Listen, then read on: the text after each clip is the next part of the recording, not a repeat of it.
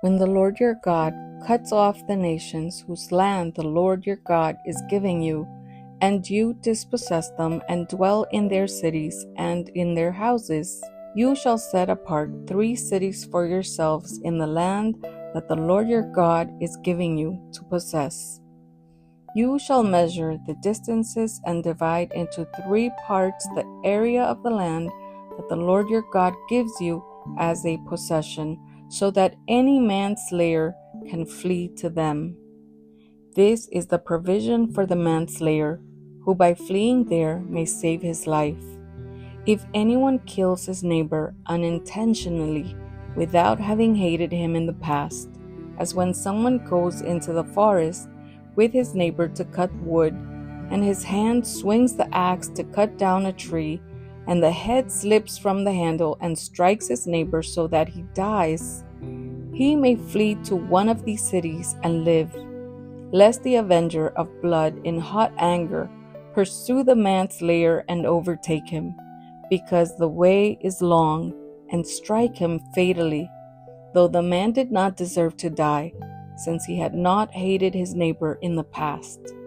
Therefore, I command you, you shall set apart 3 cities, and if the Lord your God enlarges your territory as he has sworn to your fathers, and gives you all the land that he promised to give to your fathers, provided you are careful to keep all this commandment, which I command you today, by loving the Lord your God and by walking ever in his ways, then you shall add 3 other cities to these 3, lest innocent blood be shed in your land that the Lord your God is giving you for an inheritance, and so the guilt of bloodshed be upon you.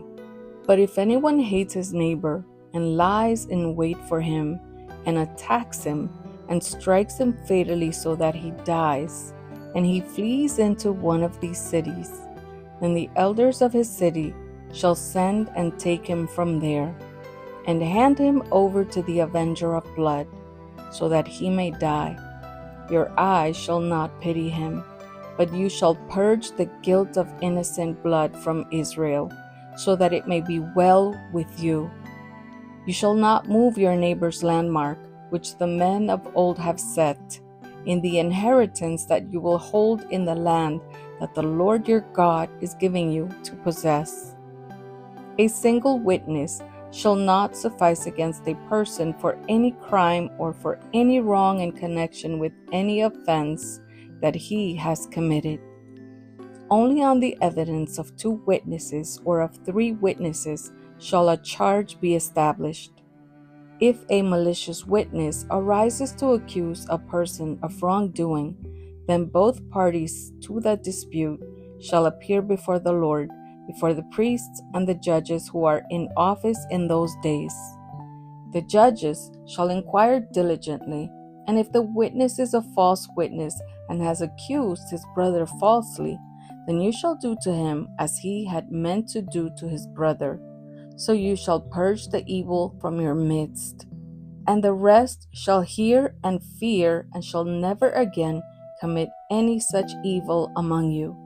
Your eyes shall not pity. It shall be life for life, eye for eye, tooth for tooth, hand for hand, foot for foot.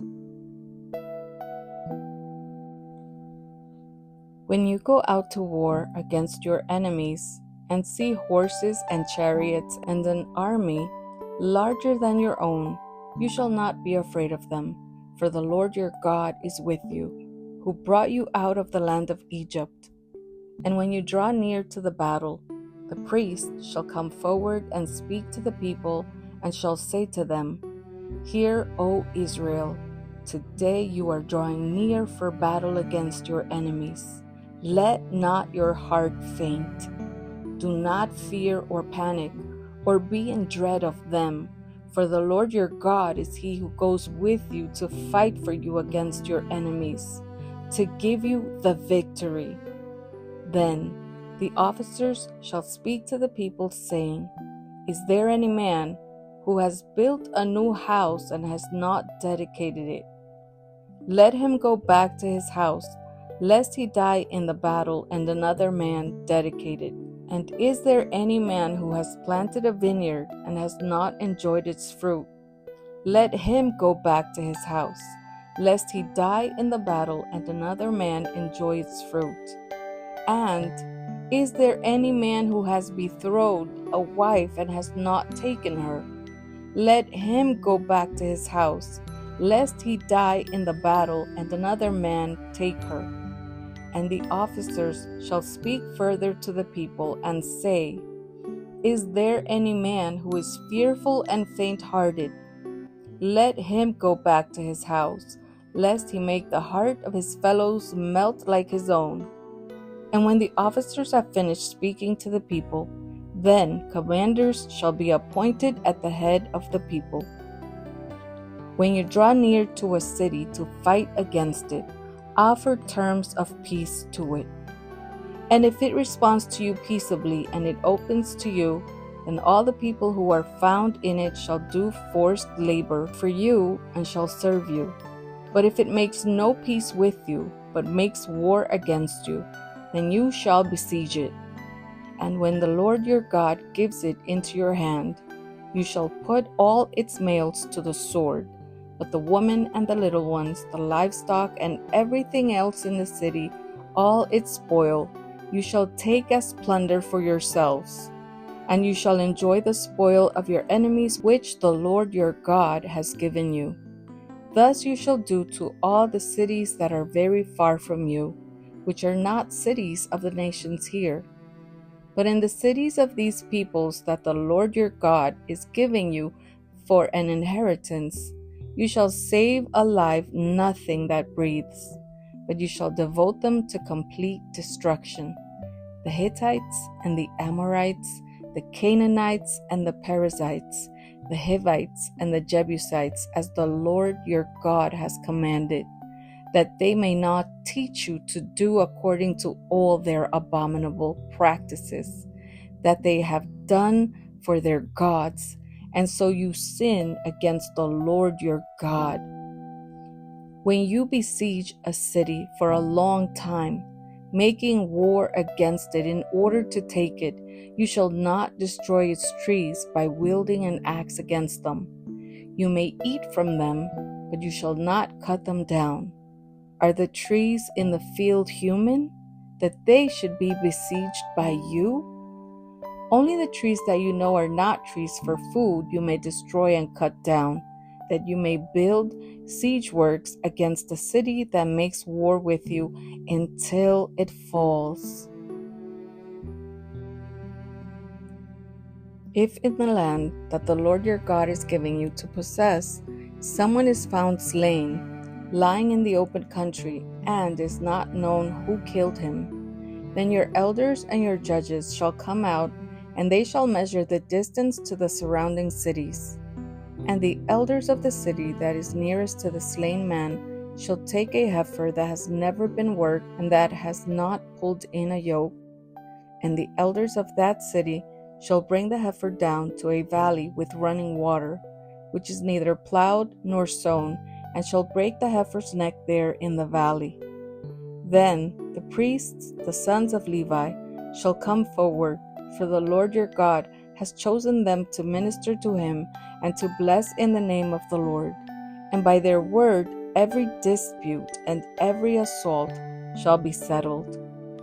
And all the elders of that city nearest to the slain man shall wash their hands over the heifer whose neck was broken in the valley. And they shall testify, our hands did not shed this blood, nor did our eyes see it shed. Accept atonement, O Lord, for your people Israel, whom you have redeemed, and do not set the guilt of innocent blood in the midst of your people Israel, so that their blood guilt be atoned for. So you shall purge the guilt of innocent blood from your midst, when you do what is right in the sight of the Lord.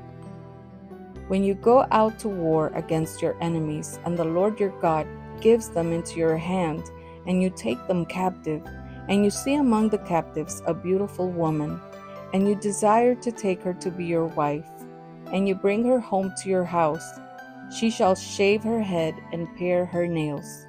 And she shall take off the clothes in which she was captured, and shall remain in your house and lament her father and her mother a full month. After that, you may go into her and be her husband, and she shall be your wife. But if you no longer delight in her, you shall let her go where she wants.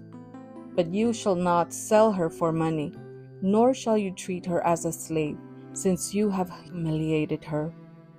If a man has two wives, the one loved and the other unloved, and both the loved and the unloved have borne him children, and if the firstborn son belongs to the unloved, then on the day when he assigns his possessions as an inheritance to his sons, he may not treat the son of the loved as the firstborn in preference to the son of the unloved who is the firstborn, but he shall acknowledge the firstborn, the son of the unloved, by giving him a double portion of all that he has.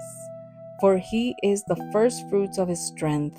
The right of the firstborn is his. If a man has a stubborn and rebellious son who will not obey the voice of his father or the voice of his mother, and, though they discipline him, will not listen to them, then his father and his mother shall take hold of him and bring him out to the elders of his city at the gate of the place where he lives, and they shall say to the elders of his city, "This our son is stubborn and rebellious. He will not obey our voice. He is a glutton and a drunkard." Then all the men of the city shall stone him to death with stones. So you shall purge the evil from your midst, and all Israel shall hear and fear. And if a man has committed a crime punishable by death, and he is put to death, and you hang him on a tree, his body shall not remain all night on the tree, but you shall bury him the same day. For a hanged man is cursed by God. You shall not defile your land that the Lord your God is giving you for an inheritance.